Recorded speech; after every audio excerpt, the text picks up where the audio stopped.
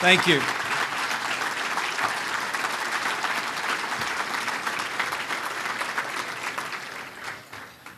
Thank you, Madam Secretary of State, for those kind and gracious words and for stepping into the gap. On behalf of the people of Indiana, I can tell you firsthand, being out on the stump all over the state, Connie Lawson is already working hard for Indiana Republicans and for the people of Indiana, and it's only just begun. Connie, thank you.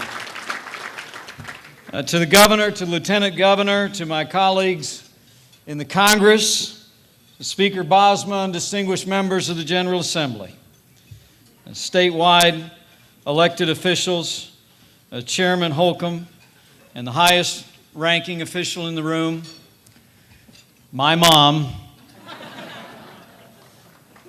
My mom is in the house. Nancy Pence Fritch is actually back here.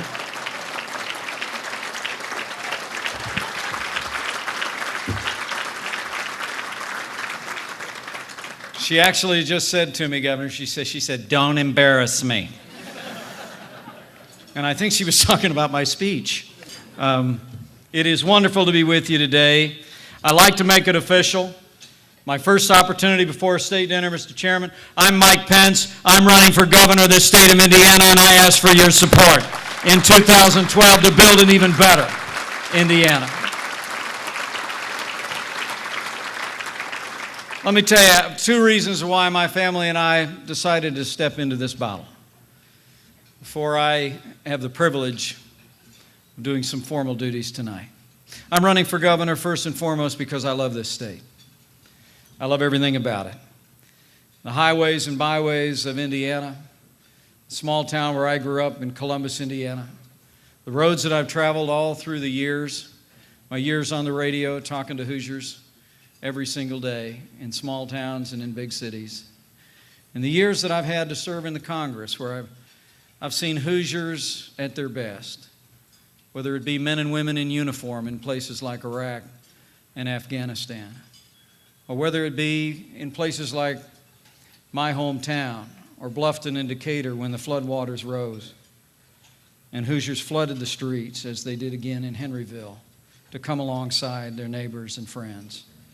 I want to tell you, the compassion, the patriotism, the decency, I believe with all my heart, Hoosiers are the best people on earth, and it would be my great honor to serve you as governor.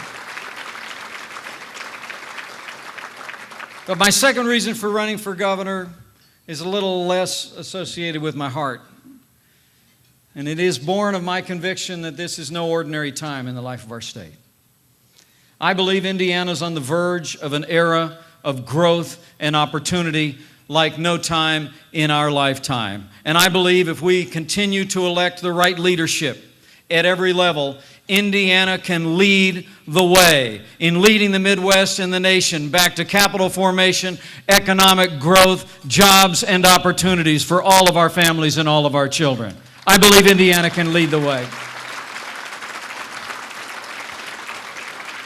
And think about how far we've come in 7 short years. Before the leadership that we celebrate in this room tonight took office, think about it. Indiana was $700 million in debt. We had a state government that had gone unreformed for a generation. Education had gone unreformed for longer than that.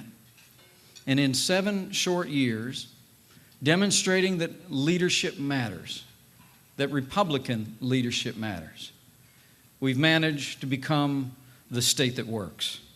We balanced a budget without raising taxes. We capped property taxes. We reformed our government in countless ways. We've extended educational scholarships to children more generously in our cities than any state in America. And Indiana just became the first industrialized state in the history of the Midwest to recognize the right to work in the workplace for every Hoosier on the job.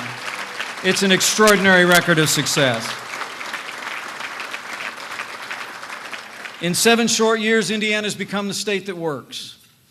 And our opportunity today is to continue to build on that leadership. Now, I want to tell you, the man that I have the privilege of introducing tonight would be the first to say that we did it together. that it was the result of no one person, but it was the byproduct of a people that knew they could do better, that knew that if we came together, we could overcome the mediocrity of state governance in the past, and we could embrace excellence. And I accept that. It is a shared accomplishment of the people of Indiana. But I think we all know in this room as well that it is also distinctly the result of a leader who emerged on the stage in Indiana now more than 7 years ago, whose personal modesty belied an energy that won him the affection of Hoosiers I can testify to in all 92 counties of Indiana, won him the confidence of our citizens to do hard things, and has captured the imagination of a nation. Because he, more than anyone else, has taken Indiana to the place we are today, with a national reputation for fiscal responsibility and reform. And the debt that this state owes to Mitch Daniels can only be repaid by relentless imitation of his character and example.